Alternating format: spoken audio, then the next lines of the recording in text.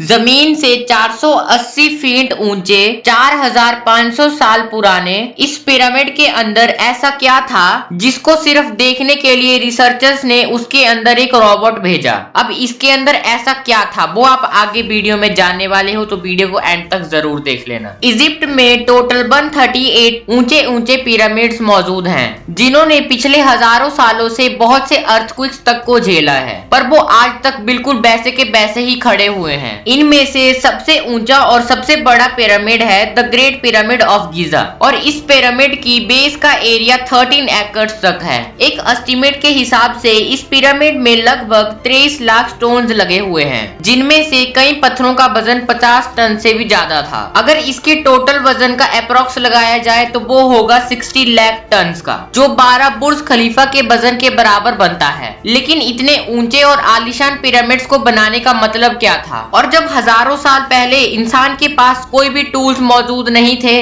तब इन पिरामिड्स की दीवारों को कैसे इंच बाय इंच रखा गया होगा? कैसे ये 50 टन वजनी पत्थरों को स्क्वायर शेप में काटकर एक जगह से दूसरी जगह लाया गया? और इनको बनाने में ऐसे कौन से इंजीनियर्स का हाथ था जिन्होंने इन पिरामिड्स को अर्थक्वेक प्रूफ के साथ साथ इनकी तमाम साइड्स को एग्जैक्टली 51.5 डिग्री के एंगल पर झुका के बनाया? तो इसके लिए बहुत से चैलेंजेस का सामना करना पड़ा, जिनमें से कि कुछ चैलेंजेस थे, जैसे कि चैलेंज नंबर 1, कई सालों से एक रिसर्च टीम इस पिरामिड की कंस्ट्रक्शन के बारे में जानना चाहते थे कि आखिर इस पिरामिड की कंस्ट्रक्शन कैसे की गई होगी, कि आखिर इस पिरामिड की हर side north west east south पे बगैर कंपास के कैसे सेट की गई होंगी। कई आर्किटेक्ट्स का मानना है कि उस टाइम के लोगों ने सबसे पहले एक ऐसी जमीन की तलाश की होगी जो इतने भारी वजनी पत्थरों को झेल सके। चैलेंज नंबर 2, अगला चैलेंज था जमीन को लेवल करने का। जिस 13 एकड़ की जमीन पर इस पिरामिड को बनाना था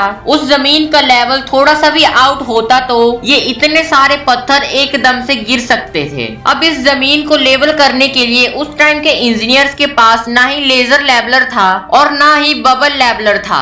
एक्सपर्ट्स का मानना है कि कंस्ट्रक्शन साइट्स की चारों साइड्स पर खड्डा करके उसमें पानी भरा जाता था और फिर एक साइड के पानी के लेवल से दूसरी साइड के पानी के लेवल का पता लगाया जाता होगा। जो जमीन का हिस्सा पानी के लेवल से मैच नहीं कर रहा होगा उसको छेनी और हथौड़ों की मदद से काटकर लेबल किया जाता होगा। कई एक्सपर्ट्स का मानना है कि एंशिएंट इजिप्शियंस ने इस टूल का भी इस्तेमाल किया था, जिसके दोनों साइड्स पे लकड़ियां और उसके ठीक सेंटर पर एक रस्सी से पत्थर बना हुआ है। अगर पत्थर जमीन से टच हो गया तो इसका मतलब है कि बीच की जमीन परफेक्टली मेजर्ड है और लेवल्ड भी है। चैलेंज नंबर 3, अब पिरामिड कंस्ट्रक्शन साइट्स पे डायरेक्शन भी सेट थी, लैंड भी मेजर्ड था। अब बारी थी कंस्ट्रक्शन स्टार्ट करने की, जिस कंस्ट्रक्शन के लिए लाखों टन वजनी पत्थर रिक्वायर्ड थे और ये पत्थर काटने के लिए ना ही उनके पास कोई ग्राइंडर थे और ना ही कोई जैक हैंबल्स थे। लेकिन फिर भी उन्होंने ये 50 टन वजनी पत्थर काटे भी और उनको लेके भी गए। तो ये वो टूल था जिसकी मदद से कि इन्होंने ये काम किया। एक्सपर्ट्स का मानना है कि कंस्ट्रक्शन साइट्स पे यूज होने वाली छेनी सिर्फ कॉपर से ही नहीं बनी थी, बल्कि उनको भी ये बात मालूम थी कि कॉपर नरम होता है और पत्थर को नहीं काट सकता, इसलिए इसमें एक आर्सेनिक नाम का केमिकल भी शामिल किया गया और इनकी मदद से पत्थर काटे जाते थे। चैलेंज नंबर 4, और क्योंकि ये खास तरह का पत्थर जिसको आज लाइमस्टोन कहा जाता है उसकी कटाई पिरामिड ऑफ गीजा से 250 किलोमीटर दूर टोरा नामक एक जगह पे हो रही थी। अब मसला था इन पत्थरों को गीजा तक ट्रांसपोर्ट करने का। हर एक पत्थर 50 टन यानी 50,000 केजी के बराबर था, जो कि लगभग 3 पैसेंजर बसेस के बराबर बनता है और ऐसे 23 लाख पत्थर सिर्फ एक पिरामिड में इस्तेमाल होने थे। इतना ज्यादा वजन ट्रांसपोर्ट करने के लिए ना ही उस दौर में कोई मशीन थी और ना ही कोई ऐसा जानवर कर सकता था। पर आजकल के ट्रक्स को भी देखा जाए तो वो भी इतना वेट नहीं उठा सकते, पर ये काम उस टाइम कश्तियों की मदद से किया गया, यानी कि बोट्स की मदद से किया गया। जी हाँ, टोरा और गीजा के बीच में जो रिवर आती है उसका फायदा उठाया गया और पत्थरों को एक जगह से दूसरी जगह तक लेके जाया गया। एक्सपर्ट्स का मानना है कि ये काम इतना ज्यादा आसान नहीं था। शिप्स में लोडिंग और अनलोडिंग के टाइम कम से कम भी 500 से ज्यादा लेबर लगती। चैलेंज नंबर 5, जो एक्सपर्ट्स की टीम कंस्ट्रक्शन पे काम कर रही थी, अब उनको बहुत से सवालों के जवाब मिल चुके थे। लेकिन एक बात उनको हमेशा से सता रही थी कि लाइमस्टोन कट भी गए, लेके भी आ गए, लेकिन मसला ये था कि पत्थर इतनी ऊंचाई तक लेके कैसे जाए गए। कई एक्सपर्ट्स का मानना है कि पिरामिड की कंस्ट्रक्शन से पहले ये सब कुछ प्लान कर लिया गया था। या तो स्पाइरल ट्रैक के जरिए ऊपर गए होंगे, या तो ये जिगजैग ट्रैक के जरिए ऊपर गए होंगे। लेकिन ये बात तो तय है कि ये सब कुछ मजदूरों की आर्मी की वजह से ही किया गया था।